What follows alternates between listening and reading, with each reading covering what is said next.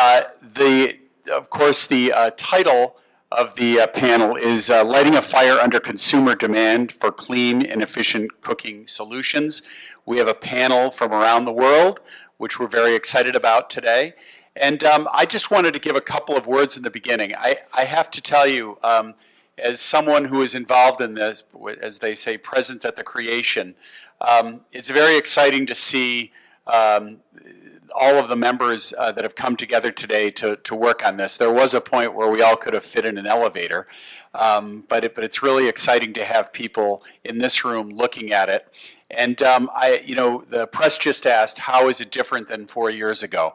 Well, there are more people in the room, but there are more people with ideas. This is a global problem with local solutions. And I really think that this is one of the rare places where you have a cross-sectoral team here. You know, there's a tendency, particularly in this country, for all of the NGOs to meet with the NGOs, all the foundations to meet with the foundations, all the corporates with the corporates, and the governments with the government.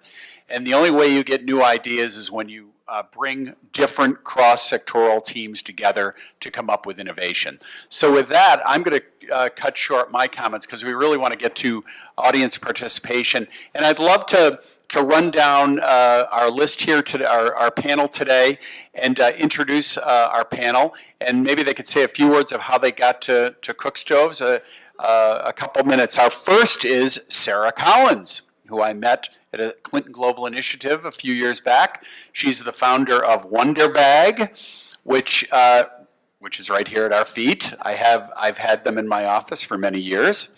On October 13th, they started selling Wonder Bags on Amazon.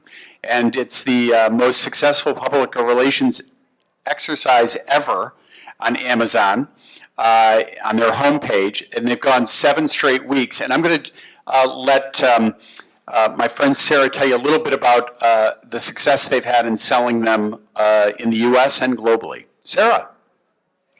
Thank you, Chris. It's a pleasure to be on the panel with you, and I know you have put up with me for many years.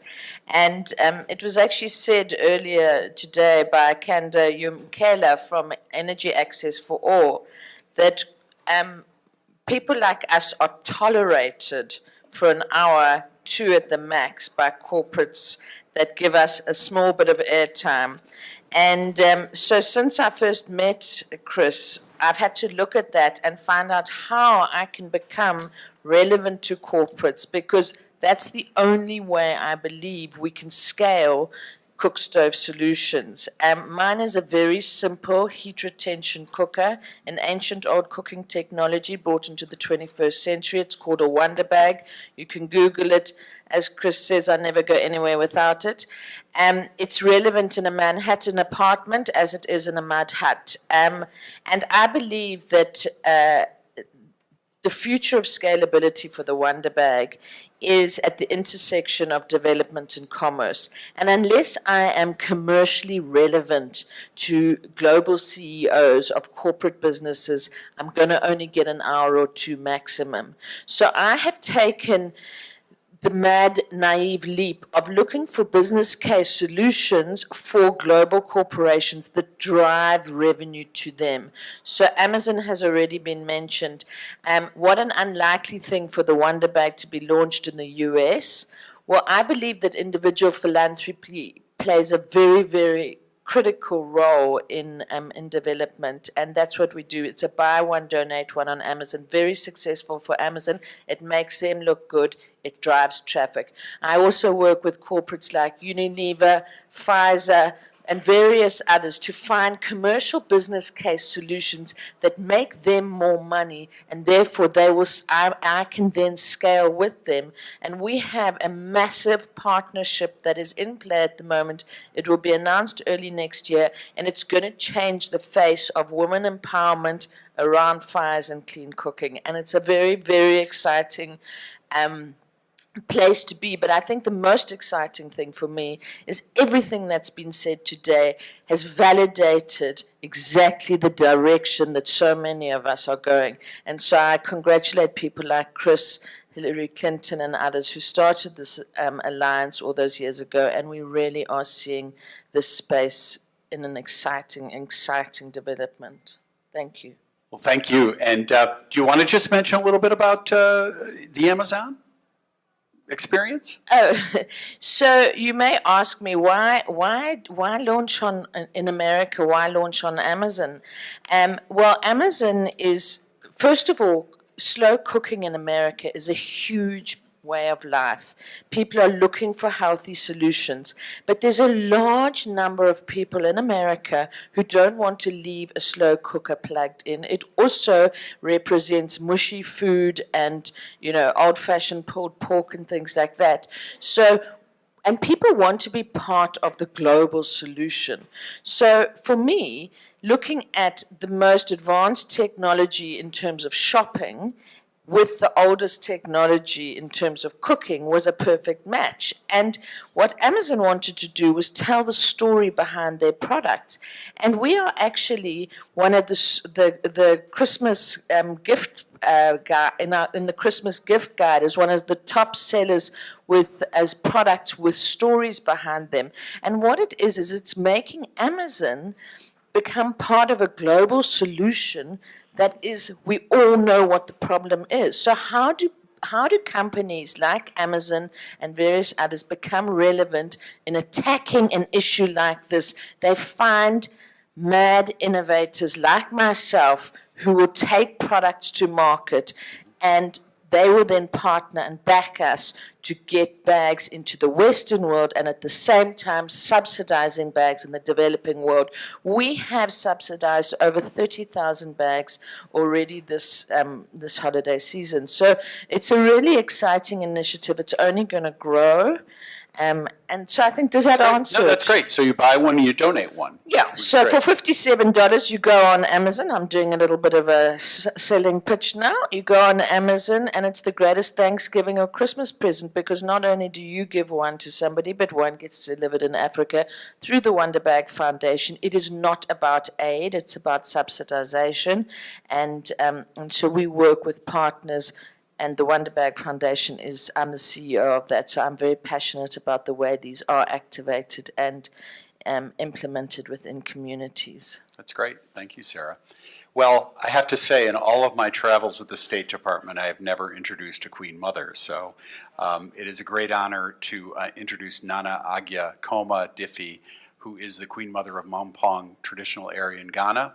And also, I love this title, The Occupant of the Silver Stool of the Ashant Kingdom. And, we talked a little bit backstage. Tell us about the position and how one of the issues is really getting these clean cook stoves out and people feeling comfortable with them. And feel free to tell us a little bit about what you're doing. Thank you very much. As you mentioned earlier, I'm the Paramount Queen Mother of Mampong traditional area. I'm also the president of the House of the Ashanti Queen Mothers Association. It's an association that comprises of all Queen Mothers in Ashanti Kingdom that owns allegiance to the Golden Stool and all Otumfuo's consort. We've formed the association to get a platform that we can create awareness through women empowerment and other issues that affect women in our community and children as well. And the empowerment of so much of you've heard today, and you'll hear from my old boss tomorrow, who is going to talk about the power of the Clean Cook Stove Initiative on the empowerment of women. And I think comments were made this morning. It's not only economic empowerment, but social empowerment. And we're looking forward to comments tomorrow. And that's one of the things you're trying to move forward on in Ghana, I'm sure. Definitely. As a group, not only is it in our regions, the association is based in the whole Ghana. That gives us all the 10 regions. So we're hoping to be aligned with the Ghana Global Association. Mm-hmm. So we can form an alliance, and the Queen Mothers can be ambassadors, and they can also create awareness on the effective of clean cook stove. That's great. Well, thank you. And I wanted to introduce Martha Herrera, the Director of Global Social Responsibility at CEMEX from Mexico. And tell us a little, you're doing work with a number of NGOs in Bangladesh, Colombia, Mexico, Guatemala. Tell us a little bit of how a large organization is getting involved. I think our friends are here from Guatemala. I remember building cook stoves in Guatemala, and Cemex was very active in that role. So, Martha. Thank you, Chris. I'm very happy to be here and enthusiastic part of the Alliance too. Well, for those of you who don't know, Cemex is a global company based in Mexico. We have operations in around 50 countries around the world, and we want to contribute to the development of the countries in which we are located by developing sustainable and integral solutions in the construction industry that really helps improve the quality of life of people in these regions. And since around 15, 20 years ago, we began focusing in some markets in the lower income segment, developing solutions, models, different inclusive and social businesses, focusing especially in affordable housing, secure housing, basic infrastructure, eco-technologies, and sustainable communities. All this by empowering women and youth, and by giving technical assistance, by trying to contribute to their own well-being, and by developing some different models of saving credit mechanisms. So we have been working, developing more than 20 different social and inclusive businesses, especially in Latin American countries. We are transferring knowledge to other countries in which we operate, as Philippines, Bangladesh, but we are working very hard in Latin America. And we have a big challenge in Mexico too. 28 million people cook in open stoves, so we have a big challenge in terms of health, in terms of social inclusiveness, in terms of environment problems. So we wanted to be part of the solution, so we wanted to generate value at the same time for all our partnerships. So we are doing different things. Innovation, that's one thing in our products. Innovation in some of the cooking stuff that we are designing and we are partnership with. We are bringing to the table others. We are working together with NGOs, with other companies, with multilaterals, with universities around the world. And we are also bringing together our supply chain. Only in Mexico, for example, we have 3,000 supply distributors. So we are working together with them in this process. We have a very huge logistic platform, so we are bringing that together also.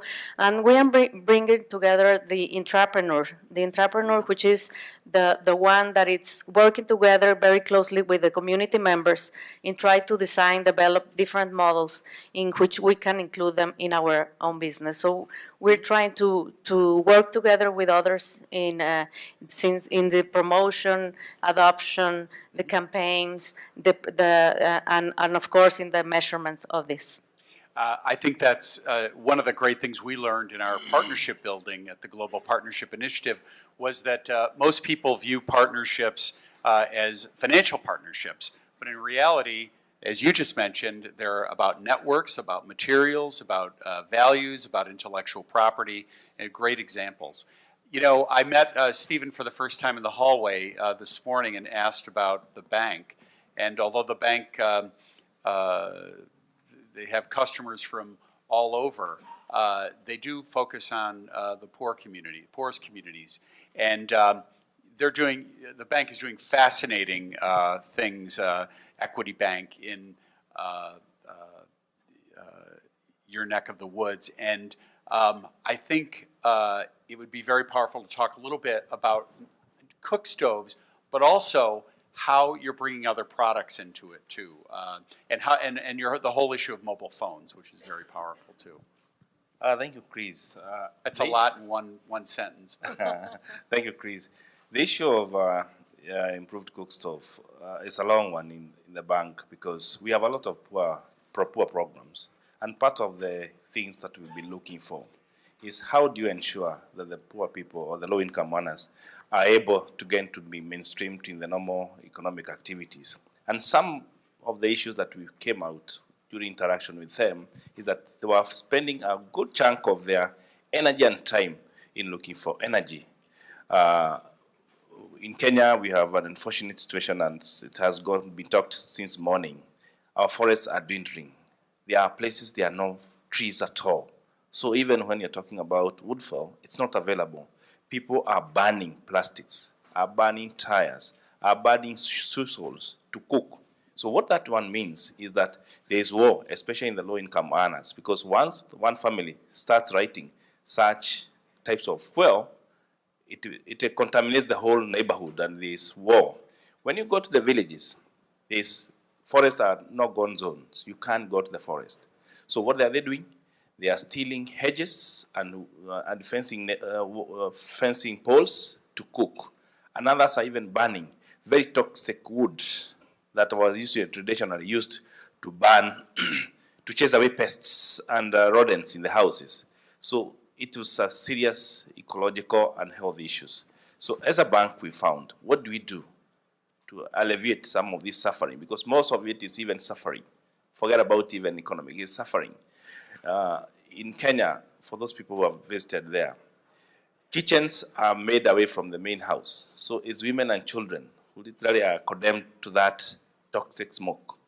So that is a serious ecological and health problem. So the bank decided to venture and to look at how do we help this, because they are also our customers. They are not able to build their savings. They are not able to venture. They are not able to borrow meaningful loans. So we built a whole energy suite we call Ecomoto Loan. The Ecomoto Loan enables a customer to access solar, improved cook stove, water purification, biogas, and off-grid. But for the purpose of this discussion, I'll talk more about improved cook stove. As a financing institution, we had a huge task. So we had to look for somebody to work with us. We got microenergy credits to help us to recruit credible suppliers of these items. The items, the cook stove that will have a minimum guarantee of 2 years and a minimum shelf life of 5. Because as a financial institution, we didn't want to finance an item and it will be left on our shelves when it is not in use. Then we build in a very innovative loan product that goes to their cycle. And that cycle must fit in lower than their energy budget or whatever they were spending before with those inappropriate energy. So that instead of seeing this item as an expense, it becomes an income because I'm spending less than I used to spend before. So we are sure it will be continually be used by the communities.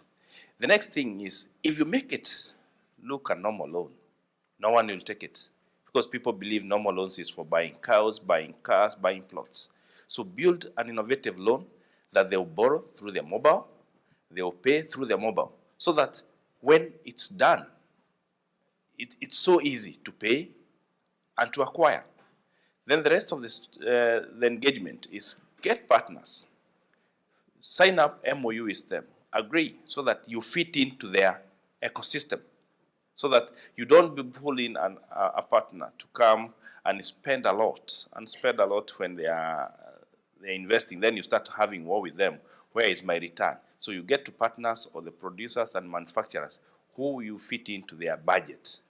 Then build an ecosystem of suppliers, stockists, and the whole thing now becomes sustainable so that the supplier is happy, the customer is happy, the stockist is happy. The banks occupies that middle space in the triangle of facilitating and ensuring acquisition of green energy that is sustainable, that will be in use, and everybody is a winner. Thank you. Thank you. Thank you very much.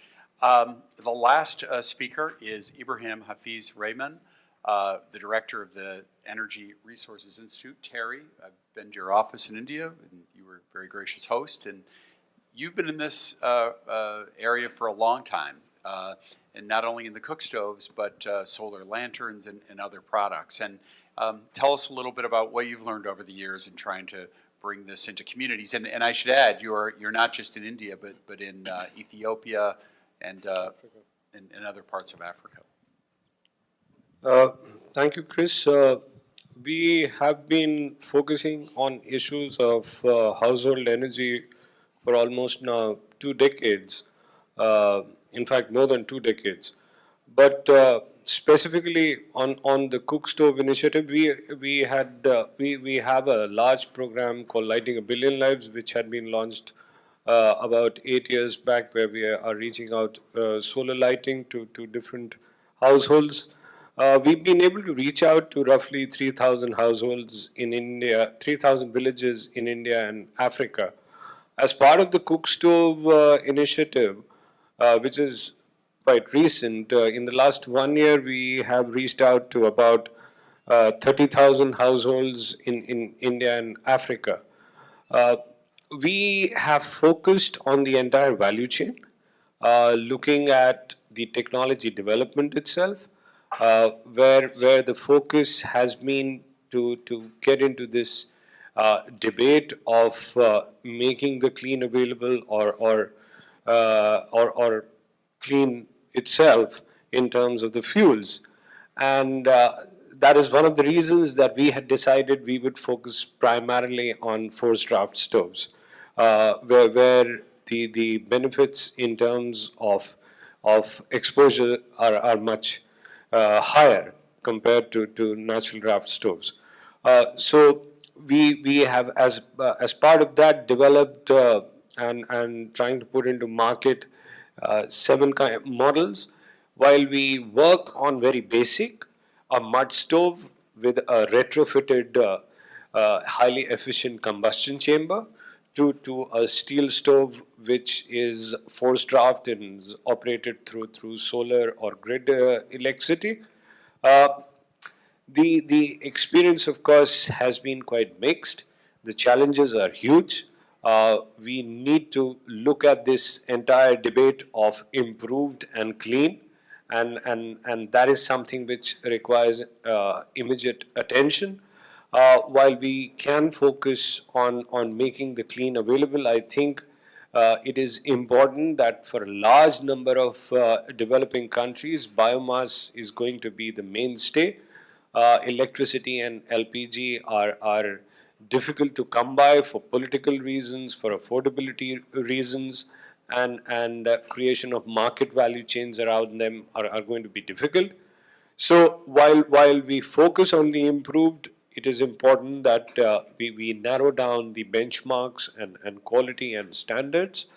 But also critically important is cooking energy needs to be viewed comprehensively at the household level. It cannot be viewed in isolation. It has to be linked to lighting and other immediate needs. And even in terms of the product, that integration is essential.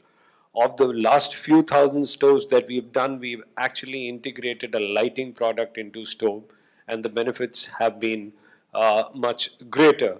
So while we focus on creating entrepreneurship, we now network and work with a huge chain of around 200 micro enterprises at the local level who are ensuring and creating the value chain along with financial institutions.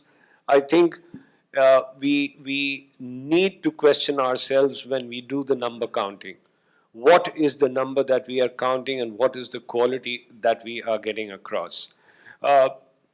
This debate has been divided for decades. There's the urban group and there is the rural group. While governments and at national level, there has been a lot of focus on providing LPG and making clean available to the urban communities. We've had different set of standards for rural communities. And this discrepancy actually needs to be addressed. And it certainly cannot be addressed by merely pushing LPG or electricity into this. It requires investment, research and development, and I'll come to that a little later. And Terry has just a huge inventory of research based on their many years in this area, so they're very powerful. You know, I wanted to run through quickly what each person on the stage was doing, but I want to take some questions because it's late in the day and we don't want an audience that's just kind of hanging out there. So why don't we take a couple questions from the audience. You could direct them to individuals or tell us a little, we got the lights up here. Anyone so far? If not, I have some. Go ahead. You want to stand up and just tell us who you are, please? I'm Dana Sharon from Berkeley Air Monitoring Group. And my question is from the gentleman from Kenya, from the Equity Bank. I'm curious what happens if people don't pay for their stoves. Do you take those stoves back? And is there a secondary market for used stoves as a result? Great, go ahead. Thank you for the question. And that's an interesting one because that is what most of the financial institutions have been grappling with. Because a used stove, it's not easy to sell. So what we've done, we've employed very high-level ways of assessing these people through behavioral and financial. So the chances of failure, like the first 1 year we've been running a pilot, we've sold more than 20,000 pieces, 12,000 in loan, 8,000 in cash. There has not been a single default. So it's very tricky because when somebody doesn't pay, it's supposed to be repossessed. And when it's repossessed, we have an unusual arrangement with most of the suppliers that it can be sold through secondary market, that is second-hand market. But so far, not yet, because our providing engine has been very effective. But that's a possibility that if they don't pay, it can be repossessed. Although it's not easy, because we also, the ones who we think are high in risk, we do what we call chattel or flexible security, just in case, but not always. So far, so good, because the GCOS has been also been cheap, about from 1,800 to 3,600. That is from about $20 to about $32. So far, so good, but that's a possibility. If they don't pay, it can be repossessed, but not directly repossessing. Is encouraging them to sell to their neighbor through second-hand so that they can pay the balance. Thank you. Great. Right here. Why don't you here? Take this. But give it back. Hi, my name is Heather Adair-Rohani, and I work for the World Health Organization. Recently, as noted by several people, that there has been recent guidelines that come out for emissions. And I was wondering, because in the guidelines we specifically address the fact that you have to address all household energy needs to really, and all devices in there to get the health benefits. They all need to reach these emission rate targets, and they all need to reach these standards. Have you tried some integrated packages? Because I know you have your billions of a billion lives practice as well as your cooking. Have you ever tried to actually couple those together and disseminate those to the households as a group? Yeah, that is precisely what I was talking about. What we have done in terms of the product is to have an integrated product where you have solar lighting, so there is home lighting system combined with forced draft cook stoves. And that is something which becomes more attractive to the household level. It also becomes attractive to the financial institutions. Because one of the problems that we've been facing with cook stoves is while some of them tend to be unaffordable for the rural households, for the banks, it's a very small ticket size.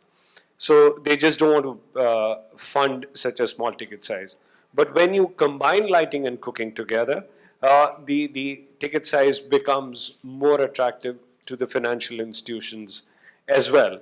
And that is where all the innovation and research needs to come in. It's not about merely providing 15% or 20% or 25% of thermal efficiency.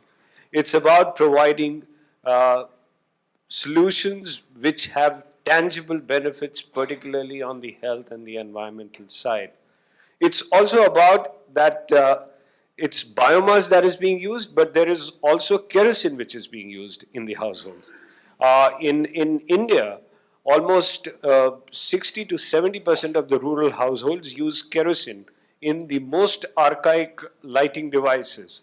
And that primarily runs not for 2 hours or 3 hours, cooking cycles are 3 to 4 hours, that runs for at least 14 to 15 hours every day. And that's huge in terms. So I think it's important that we start talking comprehensively. And this merely chasing of numbers is not going to take us anywhere.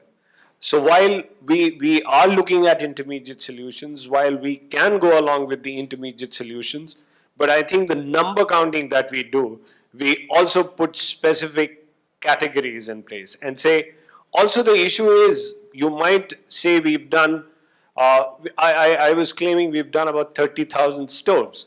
Now, how long are these 30,000 stoves going to last? 6 months, 1 year, 2 years, 5 years? And that needs to be factored in. With a lot of solar photovoltaics, we say panel is going to last 20 years.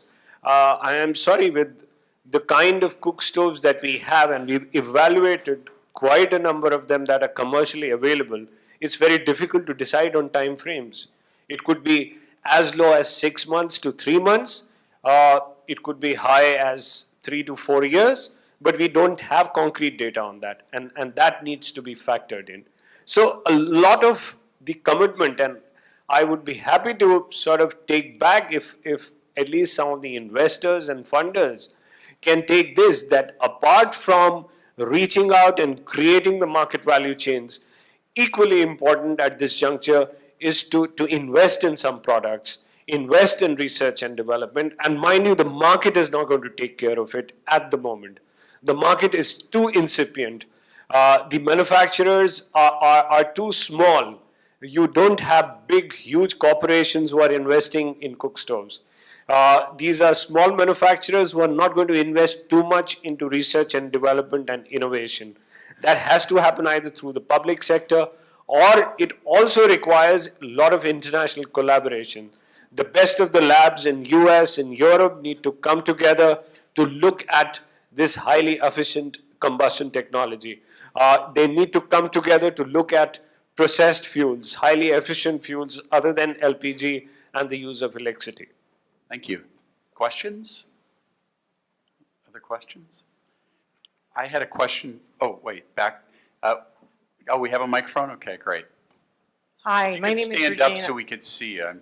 Hi, I'm Regina Mead with Mead Pro 4, and we are private investors, and we're looking at this opportunity. However, I'd like for you to address the value chain. It's a fractured chain.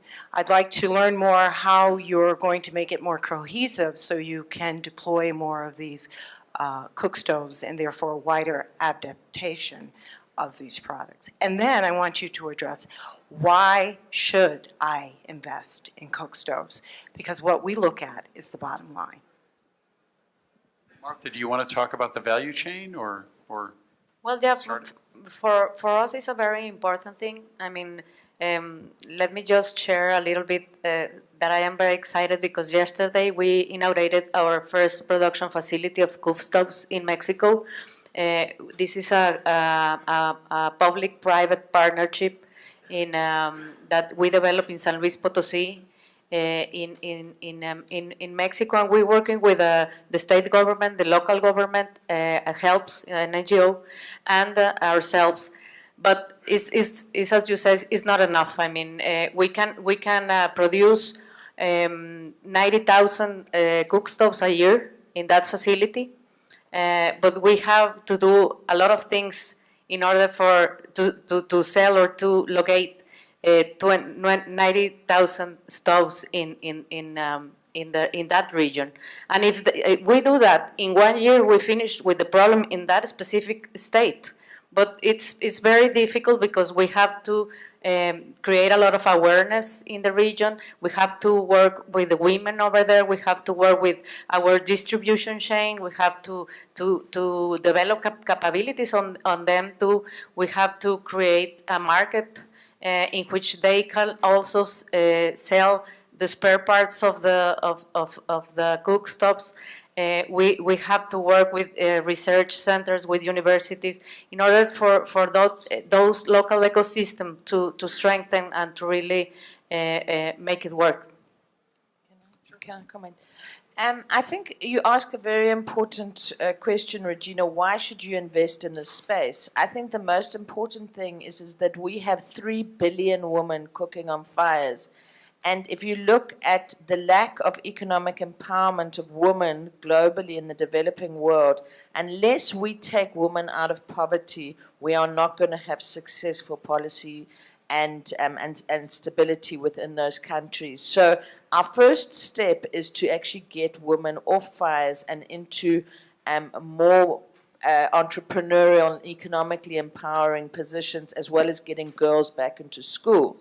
And from my perspective, and I speak very subjectively here, is that the value chain that I've created with the cooking solution that I have is that we actually manufacture at source, which means we have job creation in countries that the Wonder Bag is deployed.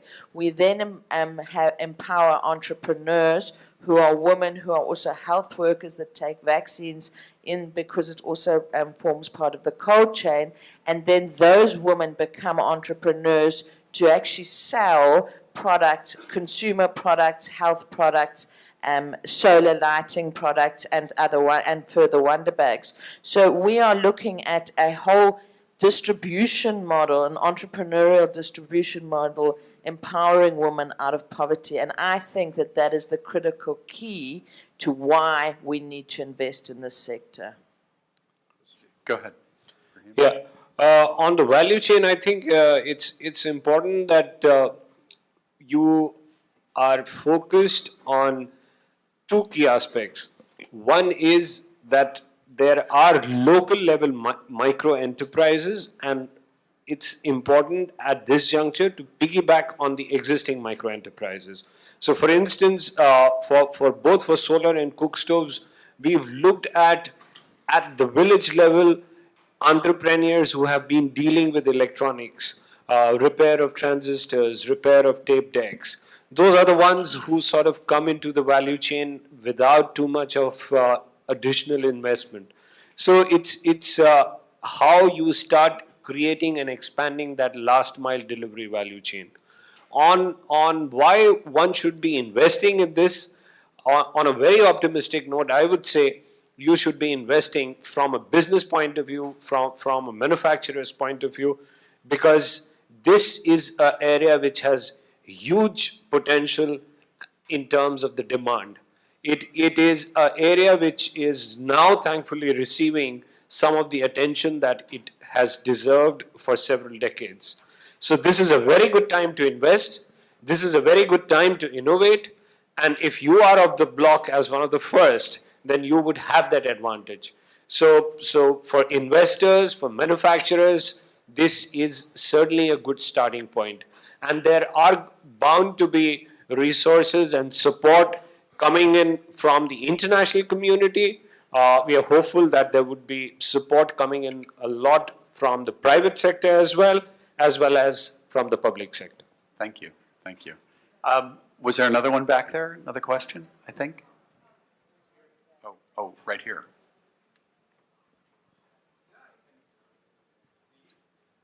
Actually, I think you have to use this so that you're on the record. Tell us who you are. Carlos Glad from Glad Stove. Could you compare the cook stoves now with another industry, for example, the cell phones? Because we have to understand where we are, where we're going, and the best way to do it is comparing ourselves to something else. Excellent question, and there have been a lot of comparisons on this. I, for one, would be very hesitant to compare cook stoves and cell phones. Nowadays, I think it's quite fashionable to give the example of the cell phone industry and how it has sort of penetrated and where we were a decade back. There are very fundamental differences between the two, and for paucity of time, I'm not going to go into details of it. But even if we were to make that comparison, I think what is unique here and different is the cell phone industry, and the cell phone at that time was not competing with some equal option which was non-monetized. So that facility was not at all available. I could not talk to somebody sitting here in India. I couldn't connect. But Cooking has been happening for centuries and decades, and it has been happening on those traditional stoves. So in terms of the latent demand, that latent demand is not there. It's a very complex issue which requires awareness, which requires reaching out. It also has a lot of locally contextualized things with regard to the technology itself. But suffice to say that from the point of view of any comparison, and there the comparison holds true with mobile telephony, if you can innovate and provide a product which is sort of leapfrogs in terms of convenience, in terms of some of the issues that women grapple with while cooking, in terms of the time, in terms of the drudgery, and if you can sort of overcome it, which LPG does in a way. Now, if that technology is available, then of course there can be comparisons and you can have that kind of penetration. Affordability issues, local context, all these come into play because we don't have products at the moment. And cell phone people had a product and they sort of innovated from that product. They improved upon that product. So at the moment we are, say, several notches below where the cell phone industry actually started off from. Stephen, I don't know if you had a comment. I'll comment. If you compare the cell phone and cook stove, I think those two would be two different things. But when you look at the investment opportunities in both, there's some similarity. Because once now the cook stove industry or space is rather not well, there's not a lot of investment. So whatever investment you can put into that, you are sure to reap. And the other good thing, and I hope to state it now, is the common good. The moment you're saving humanity, the moment you see climatic change being part of your company's policy, I think it's more fulfilling than just looking at convenience for the sake of convenience. Because now where telephony, mobile telephones technology is now, they are looking for convenience, convenience, convenience. But when you're in the improved cook stove and clean cook stove, you can imagine the kind of lives you are saving now and in future. I think that's my comment.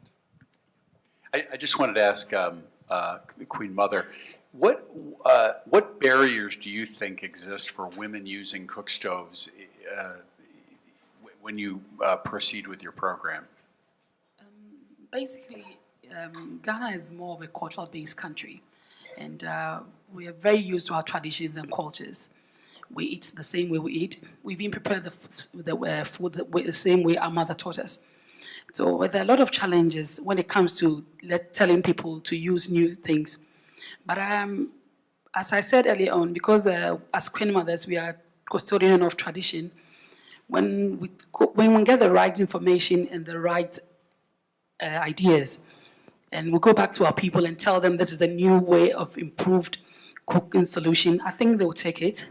And once we are ambassadors, we can also start using the stoves in our own palaces. And when people come to us, they see that being a traditional ruler and being also a custodian of tradition, this is how we used to cook. But now I've stopped the old way by cooking in the open fire, and I'm cooking from an effective, cleaner cook stove.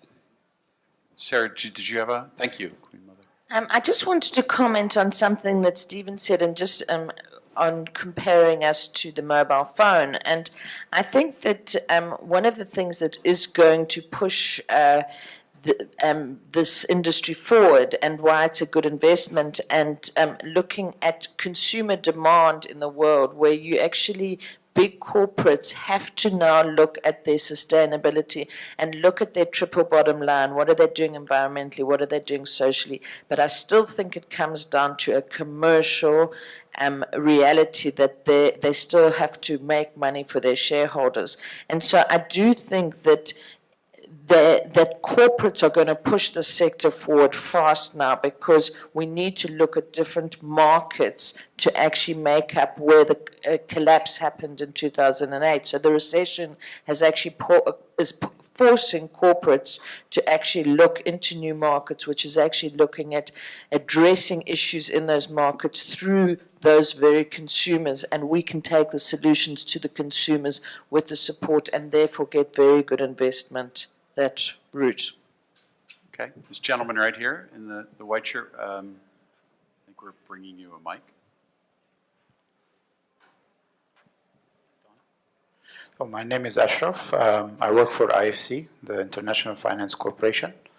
My question is related to scalability of manufacturers. I hear a lot of talk about that this is the way we should go forward.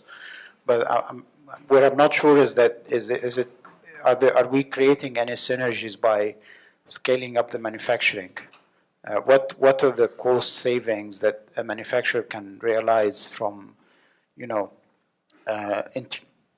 entering maybe Nigeria or India market on a very large scale? Are there benefits to the manufacturers? Well, I think that's a very difficult question because we're talking about different cooking solutions.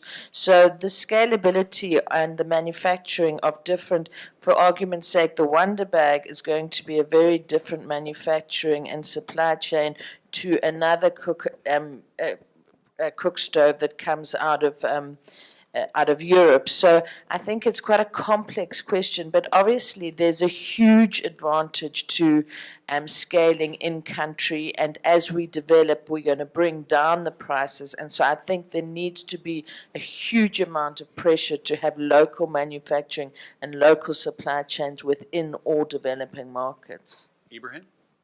Yeah, I think one of the key issues here, and the answer to your question is, at the moment, it's not very attractive in a large number of countries.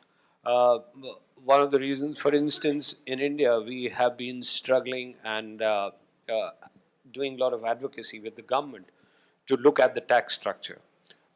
You can't be taxing these kind of technologies the way you are taxing a lot of other products. So in terms of excise duties, VAT, etc., and which sort of comes to about 25% to 30% of the product cost. So those incentives are not yet available in. But at the same time, Government of India is also coming out with as part of the new program, trying to come out with certain incentivization measures. One of them could be to looking at soft capital being made available to the manufacturers. So those are some areas which are still very nascent in a large number of countries in South Asia and Africa, but those are the ones which require attention.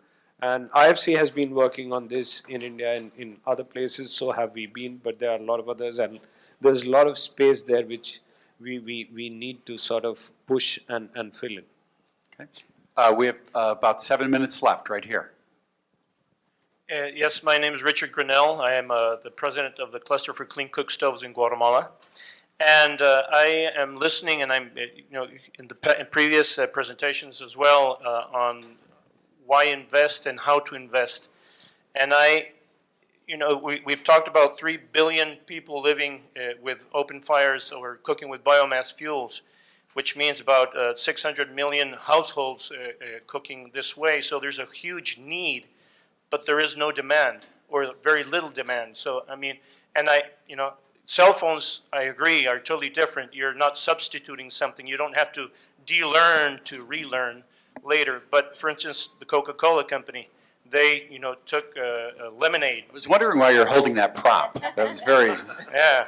So they took lemonade and they substituted for Coca-Cola and created a desire in you to buy this. And what I've seen and what I've noticed over the years in the stove industry is that there is very little advertisement. What creates that desire to buy? How do we create demand? How do we do synergies with corporate people that have the ability, that know how to market, that know how to advertise, and any product that is sold out there commercially has that element. Instead, we don't have, the sector does not have the income to create that advertisement, to create that desire. So, where should we go with that? If I can just address that, I mean, I think that that's exactly the point that I'm making, is that we have to partner. So with big corporations, so I'm going to use a very specific example, is Unilever. I bundle the Wonder Bag with Wonder Bag, the Wonder Bag with Unilever products, which are food products. And they then get the message out there. One of the things I would like to sort of disagree with you is that one of the issues that we have in Africa is that the choices are being taken away. We are running out of fuel in Africa. So people are unable to cook long cooking food that they've traditionally have cooked. So there is a move towards fast food purely out of necessity. So that has shifted recently. And that is why it is imperative that we now partner with the likes of Unilever, Coca-Cola, your big guys that know how to distribute. And that's what we have to do. And that's what my sole focus for the next 5 years is to scale up in partnership with these big corporations. Otherwise, we don't have a chance of actually reaching our goal of moving those 600 million people off fires. Quick answer. Other, And Martha? another way is to really partnership with the government. I think governments can do a lot in campaigning. For example, in the states that we are participating, we did a research in which, we stated, first of all, this is the fourth cause of death in Mexico. When you use prevention as the cook stoves, which is a preventive product, you then say, well, if you're going to save this kind of money in the health sector, you can put a little bit of that in the campaigning. So it's not easy, but we are going to do that. Of course, we are going to be part of that as a corporation. But we need to push the government to also invest on these campaigns. We have about 3 minutes. Last question right here. Hi, my name is Carmen Salguero from Guatemala Alliance for Nutrition. We've had at least a decade of social programs funded by government, international cooperation, giving away stuff, giving away remittances, money, and cook stoves, food. So, going to the question of my friend here, is there any systematized models of making this work where people, when you approach communities, they put the hand like this, and what are you bringing me for free? And our engagement in this behind the national plan in Guatemala for clean cook stoves is nada gratis, nothing for free. So we want to engage in a smart way as private sector, but we know it's difficult raising awareness. But how do we get families at the bottom of the pyramid, those families that make less than $300 per month of income, to allocate small amounts to purchase their cook stoves when they do not have access to small loans, by the way. Thank you. Thank you. Ibrahim? I think it's Note that you have 2 minutes. I'm just kidding. It's a chicken and egg situation, but I think more than advertising, it's at this juncture, and I'll give the example of the polio campaign, which was run by celebrities in India. So at this juncture, in terms of campaign, you require a campaign. That campaign needs to be led by celebrities. You require very strong brand ambassadors who are able to connect with the importance, and you equally require good products. If there is a combination of these two, then you would be creating a demand. And that demand creation is essential at this stage. At the moment, we don't have those kind of ambassadors. We don't have those kind of campaigns, as well as there is a lacuna in terms of the products. And these two areas need to be worked upon. Martha? Just to make a point on that question, I guess putting the women at the center and trying to work out with income for the women, for example, in our affordable housing and cook stoves, we have in Mexico more than 3,000 women participating in the program. All of them are part of a program in which they are promoters of the program, and they, if they sell products and services, they had an income in their own materials for their home or a cook stove, and that way you began promoting this door by door, and you began created this ecosystem with women and families, and that's the way we created this model for the lowest of the low and the pyramid for housing, working through women, empowering women and youth.